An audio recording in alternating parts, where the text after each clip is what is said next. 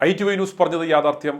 ബോബിയെ ജയിലിൽ കാണാനെത്തിയത് DIGP അജയകുമാറും ബ്രോക്കറും. അങ്ങനെ ITV news ആദ്യം പുറത്തുവിട്ട കേസിൽ നിന്നും രക്ഷപ്പെടുവാൻ ബോബിയുമായി ഡീലുണ്ടാക്കി ഒരു ഉന്നത പോലീസ് ഉദ്യോഗസ്ഥനാണ്, അദ്ദേഹമാണ് ഇടനിലക്കാരനായി പ്രവർത്തിച്ചത് എന്ന വാർത്ത സത്യമാണെന്ന കൂടുതൽ തെളിവുകൾ ഇതാ ഇപ്പോൾ പുറത്തു വന്നുകൊണ്ടിരിക്കുകയാണ്. ബോച്ചെ വിഷയത്തിൽ പോലീസിൻ്റെ വീര്യം പെട്ടെന്ന് പോകുവാൻ കാരണമെന്ത്, ബോച്ചയുടെ ജയിലിലെ കുന്തളിപ്പിന് പിന്നിലുള്ള കാരണം ഇതാണ് എന്നീ ശീർഷകങ്ങളിൽ കഴിഞ്ഞ ദിവസങ്ങളിലായി ITV ന്യൂസ് വിശദമായ വാർത്തകൾ നൽകിയിരുന്നു. അതിൻ്റെ കൂടുതൽ തെളിവുകളാണ് ഇപ്പോൾ പുറത്തു വന്നുകൊണ്ടിരിക്കുന്നത്. നടി ഹണി റോസ് നൽകിയ ലൈംഗികാധിക്ഷേപ പരാതിയിൽ കാക്കനാട് ജയിലിൽ റിമാൻഡിൽ കഴിയുകയായിരുന്ന ബോബി ചെമ്മണ്ണൂരിന് ജയിൽ DIGP അജയകുമാർ വഴിവിട്ട രീതിയിൽ സഹായം നൽകിയെന്ന് സ്പെഷ്യൽ ബ്രാഞ്ച് റിപ്പോർട്ട്. ബോബിയുടെ ഇടനിലക്കാരനുമായി ഡീലുണ്ടാക്കിയ DIG ബോബി ജയിലിലെത്തുമ്പോൾ ഒരു സ്വകാര്യ ചടങ്ങിൽ പങ്കെടുക്കുകയായിരുന്നു.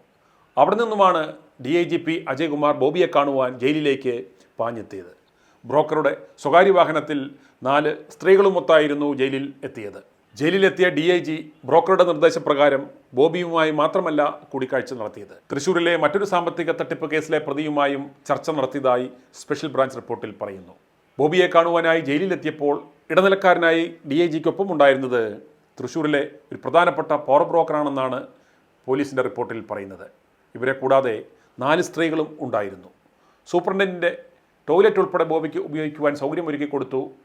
ഫോൺ വിളിക്കുവാൻ എന്ന നിലയിൽ ബോബിക്ക് ജയിൽ ചട്ടങ്ങൾ മറികടന്ന് പണവും നൽകി. ഇതിൻ്റെ എല്ലാം CCTV ദൃശ്യങ്ങൾ ഉൾപ്പെടെയുള്ള റിപ്പോർട്ട് സ്പെഷ്യൽ ബ്രാഞ്ച് സർക്കാരിന് നൽകുകയുണ്ടായി.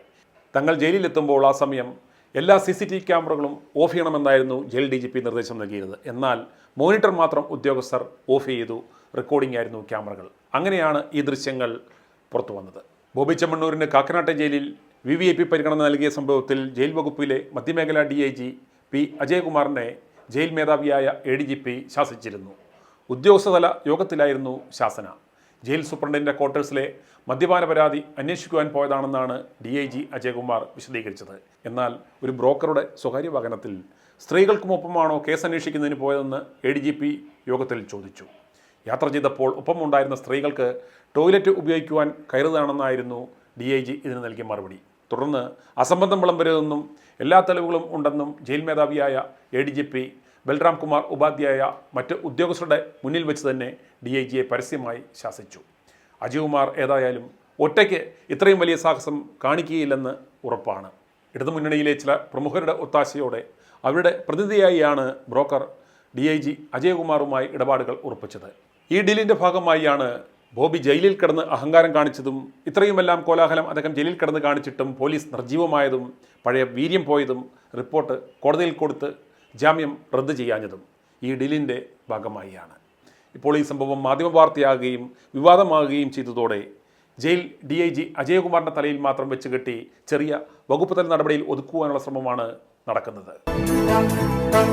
i2i News, an eye for truth. i2i news subscribe ചെയ്തിട്ടില്ലാത്തവർ ഇപ്പോൾ തന്നെ സബ്സ്ക്രൈബ് ചെയ്യുക. നോട്ടിഫിക്കേഷൻ ലഭിക്കുവാൻ ബെൽ ബട്ടണും അമർത്തുക.